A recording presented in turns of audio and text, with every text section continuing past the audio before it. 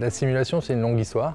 Chez NPC d'Isère, c'est quelque chose qui date de 2006 à peu près, qui a été intégré au fil des années, avec une intégration de tous les métiers, de toute la filière, de la conception en passant par la fabrication, la livraison, la commercialisation et même jusqu'à la maintenance.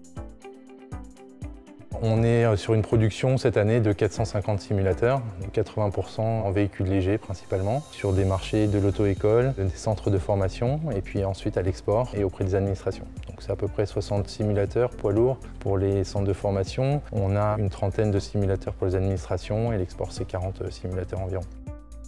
L'équipe conception, on va être un petit peu le premier maillon de la chaîne, puisqu'on va écrire le contenu des exercices, les différentes étapes de progression de ces exercices et également le son qui va guider les élèves. Les concepteurs qui travaillent sur les exercices simulateurs ont l'expérience terrain et du coup on va retrouver dans les exercices de simulateurs ce qu'on pourrait avoir en voiture avec un enseignant de la conduite. On respecte la réglementation en vigueur et dans nos exercices on peut retrouver en fait tout le processus qu'on va retrouver en voiture dans une auto-école. On va pouvoir faire sur simulateur l'évaluation de départ. On va pouvoir travailler avec un logiciel précis la compétence 1 et avec un autre logiciel, on va également pouvoir travailler les compétences 2, 3 et 4 du REMC.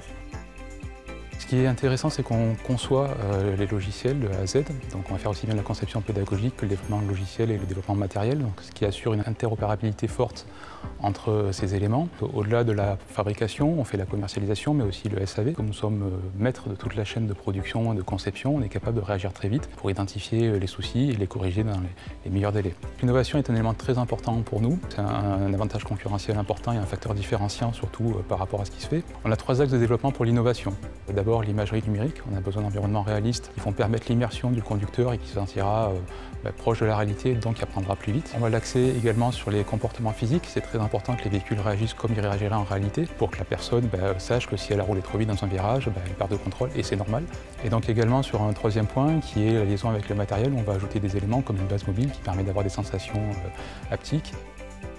On conçoit évidemment les simulateurs pour qu'ils ressemblent le plus possible à un habitacle de voiture d'auto-école ou de camion pour les poids lourds, pour justement donner l'envie à l'utilisateur d'utiliser les commandes et retrouver les réflexes qu'il faut avoir pour trouver les commandes au bon moment. En fait, il faut donner au plus possible au corps humain la sensation qu'on est dans un véhicule, donc il faut ramener des vibrations pour que le corps interprète qu'il n'y a pas que l'image qui a changé, mais il y a aussi un ressenti, un feedback qui se fait aussi par le corps. Donc ça peut être de la vibration, comme on a par exemple sur la pédale d'embrayage, ou un mouvement de tangage, de roulis directement sur le simulateur complet. C'est intéressant pour les élèves parce que la qualité de la formation est améliorée et elle est aussi de fait plus rapide parce qu'elle est plus efficace. Donc c'est un gain de temps pour chacun des élèves, pour chacune de ces formations, et du coup un gain financier aussi, puisque la formation étant plus courte, plus efficace, ils la payent forcément moins cher. Un autre atout du simulateur, ça va être de pouvoir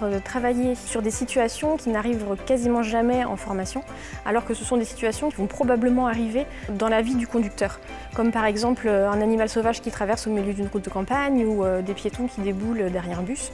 Et le fait de pouvoir le travailler sur simulateur, ça permet à l'élève d'être confronté à ces situations-là, de pouvoir savoir comment il va y réagir sans le stress d'être en voiture. Les outils de simulation ont un retour d'investissement rapide parce qu'ils remplacent dans certaines phases, pas dans toutes, mais dans des phases intéressantes en plus pour la formation, des véhicules réels avec des coûts de maintenance qui sont beaucoup moins élevés, pas nécessité d'avoir des carburants et des usages pédagogiques qui permettent de mutualiser parfois plusieurs élèves sur un même véhicule. Donc le retour sur investissement est beaucoup plus rapide.